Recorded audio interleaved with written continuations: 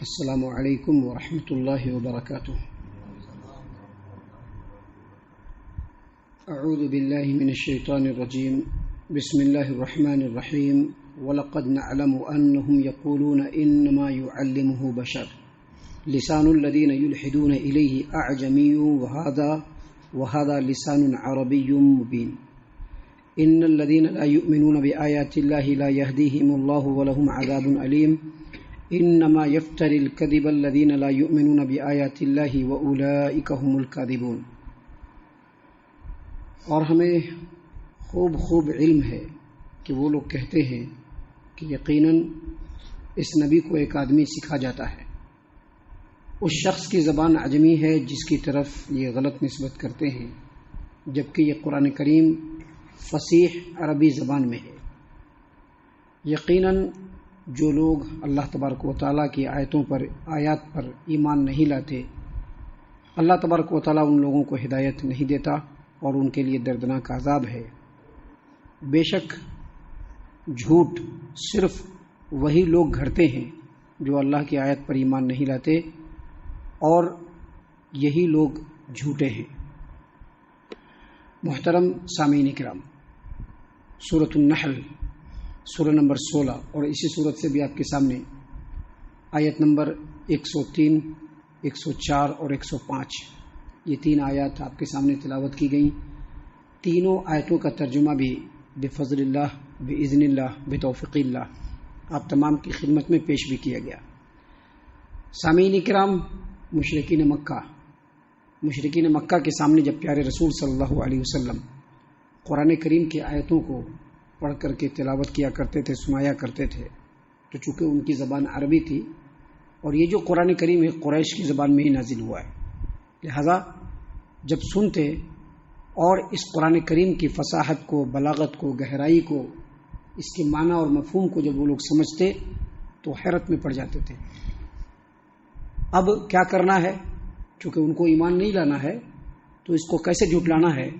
تو پیارے رسول صلی اللہ علیہ وسلم کے اوپر اور اللہ تبارک و تعالیٰ کے اوپر جھوٹ باندھتے ہوئے، تہمت لگاتے ہوئے، افترا پردازی کرتے ہوئے، الزام لگاتے ہوئے کہتے کہ یہ جو رسول ہے، یہ جو نبی ہے، یہ جو محمد ہے، جو ہم لوگوں کے سامنے قرآن کریم پڑھ کر کے سناتے ہیں، اصل میں اس کو کوئی دوسرا آدمی سکھاتا ہے۔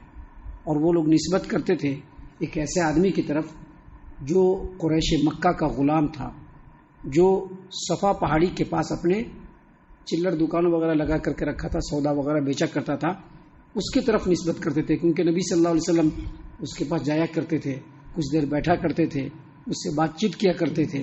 تو ایسا دیکھ کر کے وہ لوگ پیارے رسول صلی اللہ علیہ وسلم پر الزام لگانا شروع کر دیا کہ اس کے پاس جا کر کے بیٹھتا ہے۔ اور وہ جو آدمی تھا، جو قریش مکہ کا جو غلام تھا، وہ عربی نہیں تھا، عرب سے باہر عجمی۔ ایک ہوتا ہے عربی، جو عرب کے لوگ ہوتے ہیں وہ عربی، اور جو عرب سے باہر کے لوگ ہیں جن کو عربی عرب جیسی نہیں آتی ہے ان کو لوگ عجمی کہتے تھے۔ تو جس کے پاس نبی صلی اللہ علیہ وسلم جا کر کے بیٹھا کرتے تھے، جو قریش کا غلام تھا، جو اپنی دکان پر بیٹھ کر کے سودا وغیرہ بیچا کرتا تھا، نبی صلی اللہ علیہ وسلم جو اس کے پاس بیٹھا کرتے تھے وہ عربی آدمی نہیں تھا بلکہ عجمی آدمی تھا۔ اللہ تبارک و تعالیٰ نے یہاں پر فرمایا کہ ہم خوب جانتے ہیں کہ یہ لوگ آپ کے اوپر الزام لگاتے ہیں کہ نبی صلی اللہ علیہ وسلم آپ کو ایک آدمی سکھاتا ہے، آپ کو آدمی سکھا کر کے دیتا ہے اور وہ سیکھ کر کے آپ قرآن کریم لوگوں کو بتاتے ہیں، حالانکہ جس کی طرف نسبت کر رہے ہیں وہ عجمی آدمی، ان کو عربی اتنی آتی نہیں ہے، اور یہ قرآن کریم تو فصیح عربی زبان میں ہے۔ یعنی اس قرآن کریم کی جو زبان ہے اتنی سلیس ہے، اتنی آسان ہے، اتنی وضاحت کے ساتھ ہے، اتنا روانی کے ساتھ ہے کہ ایسی عربی تو کوئی عربی ہی بول سکتا ہے۔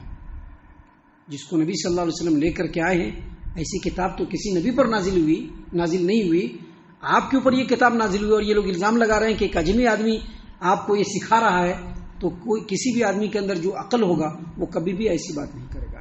حافظ ابو جعفر ابن جریر طبری رحمۃ اللہ علیہ تفسیر الطبری میں سیدنا عبداللہ ابن عباس رضی اللہ عنہما سے روایت کرتے ہیں کہ مکہ کے اندر ایک لوہار تھا جس کو نبی صلی اللہ علیہ وسلم جانتے تھے، جس کا نام بلعام تھا۔ آپ صلی اللہ علیہ وسلم کا آنا جانا اس کے پاس تھا۔ جب دیکھا مشرکین مکہ نے کہ آپ صلی اللہ علیہ وسلم اس کے پاس آتے جاتے ہیں تو فوراً الزام لگا دیا، حالانکہ وہ لوہار بھی اجمی، الزام لگا دیا کہ یہ جو لوہار ہے نبی صلی اللہ علیہ وسلم اسی سے ہونا ہو قرآن کریم سیکھ کر کے آتے ہیں اور سیکھ کر کے آ کر کے ہم لوگوں کے سامنے قرآن کریم کو بیان کرتے ہیں. اللہ تبارک و تعالیٰ نے فرمایا وَلَقَدْ نَعْلَمُ أَنَّهُمْ يَقُولُونَ إِنَّمَا يُعَلِّمُهُ بَشَرٌ لِسَانُ الَّذِينَ يُلْحِدُونَ إِلَيْهِ أَعْجَمِيٌّ وَهَذَا لِسَانٌ عَرَبِيٌّ مُبِينٌ. البتہ تحقیق ہمیں معلوم ہے کہ وہ یہ کہتے ہیں کہ یہ جو پیغمبر ہے اس پیغمبر کو ایک آدمی سکھا جاتا ہے، حالانکہ جس کی طرف نسبت کر رہے ہیں وہ اجمی ہے. یاد رکھیے، ایک عرب جو عربی بولتا ہے وہ، اور ایک اجمی چاہے کتنا بھی سیکھ لے، وہ جو عربی بولتا ہے دونوں میں بڑا فرق ہوتا ہے.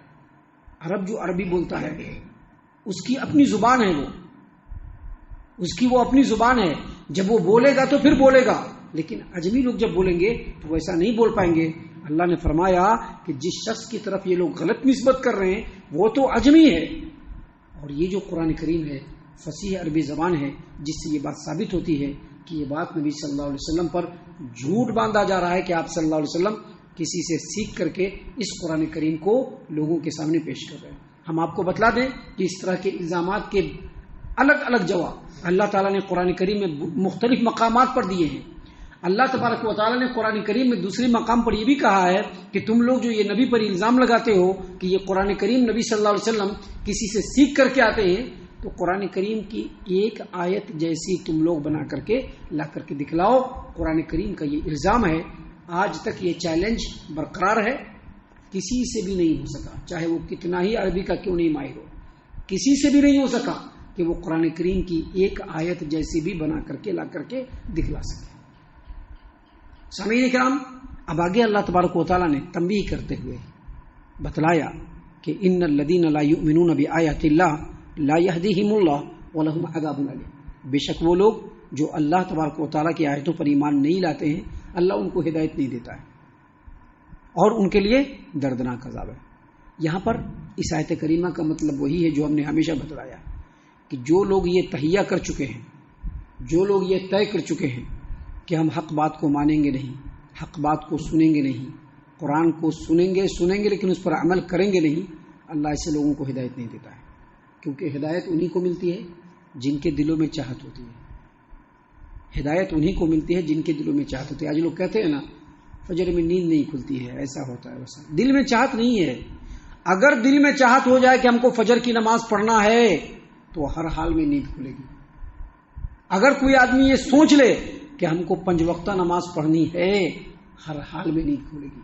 اگر کوئی آدمی یہ سوچ لے کہ دنیا میں بہت سارے اختلافات ہیں، کوئی کسی امام کی پیروی کرنے والا ہے، کوئی کسی امام کی پیروی کرنے والا ہے، کوئی کسی طریقے پر چلنے والا ہے، اللہ مجھ کو حق چاہیے، میں اس کی کوشش کروں گا، اس کو ضرور ہدایت ملے گی.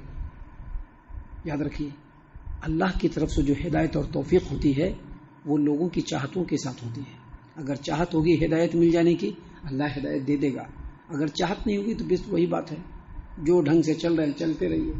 اللہ نے اسی بات کو یہاں پر بیان فرمایا کہ ان الذین لا یؤمنون بآیات اللہ، بے شک وہ لوگ جو اللہ کی آیتوں پر ایمان نہیں لاتے ہیں، لا یہدیہم اللہ، اللہ ان کو ہدایت نہیں دیتا ہے، ولہم عذاب علیم، اور ان کے لیے دردناک عذاب ہے. بہت ہی غور و فکر کرنے والی آیت ہے ہم تمام کے لیے یہ آیت کریمہ بہت غور و فکر کرنے والی. انسان جو چاہے گا اللہ اس کو ضرور دے گا. انسان جو چاہے گا اللہ اس کو ضرور دے گا. انسان اگر حق چاہے گا اللہ اس کو حق دے گا. انسان اگر نمازی بننا چاہے گا اللہ اس کو نمازی بنا دے گا. انسان اگر سچا مومن بننا چاہے گا اللہ اس کو سچا مومن بنا دے گا ہماری چاہت کے حساب سے. اور جو نہیں چاہے گا لا یہدیہم اللہ، اللہ ان کو ہدایت نہیں دے گا اور ان کے لیے دردناک عذاب بھی اللہ تبارک و تعالیٰ نے تیار کر کے رکھا ہے. اس سے یہ پتہ چلا کہ اللہ چاہتا ہے کہ لوگ ہدایت حاصل کریں. اب جو ہدایت حاصل نہیں کرے گا ان کے لیے دردناک عذاب ہے. سامعین کرام، آگے اللہ تبارک و تعالیٰ نے مزید فرمایا انما یفتری الکذب الذین لا یؤمنون بآیات اللہ واولئک هم الکاذبون. جھوٹ اور افطرا پردازی تو صرف وہی لوگ کرتے ہیں جو اللہ تبارک و تعالیٰ کی آیات پر ایمان نہیں رکھتے ہیں. ابھی کسی پر تہمت لگاتے ہیں نا، کسی پر الزام لگاتے ہیں، یہ وہی لوگ کرتے ہیں جن کے دل میں ایمان نہیں. حالانکہ بظاہر وہ کتنا ایمان والے کیوں نہیں لگے، بظاہر لگیں گے کہ بڑے ایمان والے، بڑے تقوی والے ہیں، بڑے نمازی ہیں، بڑے پرہیزگار ہیں، لیکن الزام لگا رہے ہیں، اس کا مطلب ہے کہ دل میں ایمان نہیں ہے. یہ جو مشرکین مکہ ان کو معلوم، مشرکین مکہ کو خوب معلوم کہ یہ جو نبی ہے یہ صادق ہے، یہ سچے ہیں، یہ امین ہے، یہ امانت دار ہیں، یہ جھوٹ نہیں بول سکتے ہیں، کسی بھی انسان کے اوپر جھوٹا الزام نبی نہیں لگا سکتے ہیں، ان کو پوری بات معلوم. پھر نبی صلی اللہ علیہ وسلم اللہ تبارک و تعالیٰ پر جھوٹ کیسے بول دیں گے؟ کیسے کسی سے سیکھ لیں گے قرآن کریم اور لوگوں کو بولیں گے کہ یہ اللہ تبارک و تعالیٰ نے دیا ہے؟ نبی ایسا نہیں کر سکتے ہیں. اب تمام باتوں کو جاننے کے بعد بھی مشرکین مکہ نبی صلی اللہ علیہ وسلم پر یہ الزام لگا رہے ہیں، یہ تہمت لگا رہے ہیں کہ آپ صلی اللہ علیہ وسلم نے یہ قرآن کریم کو اس آدمی سے سیکھا اور سیکھ کر کے آ کر کے ہم لوگوں کے سامنے بیان کر رہے ہیں اور کہہ رہے ہیں کہ یہ اللہ تبارک و تعالیٰ کا کلام ہے. اللہ نے کہا کہ ایسی بات وہی لوگ کریں گے جن کے دل میں ایمان نہیں ہوگا. ایمان والے جو ہوں گے وہ حق اور صحیح بات کی تصدیق کریں گے. ہم اللہ سے دعا کرتے ہیں کہ اللہ تعالی ہم تمام کو ان تمام باتوں کے اوپر خوب غور و فکر اور تدبر کرنے کے ساتھ ساتھ ان باتوں کے اوپر عمل کرنے کی بھی توفیق عطا فرمائے. آمین. اللہ تعالی ہم تمام کو صحیح معنوں میں پکا سچا مومن مسلمان بنائے. اللہ اور اس کے رسول صلی اللہ علیہ وسلم کی اطاعت و فرما برداری کرنے والا بنائے. صحابہ کرام رضی اللہ عنہم کے طریقے پر چلنے والا بنائے. جنت الفردوس میں جگہ عطا فرمائے. اے اللہ ہم تمام کو جہنم سے پناہ دے. اے رب العالمین ہم تمام کو جہنم سے پناہ دے. اے مالک الملک ہم تمام کو جہنم سے پناہ دے. آمین یا رب العالمین. وما علینا الا البلاغ المبین.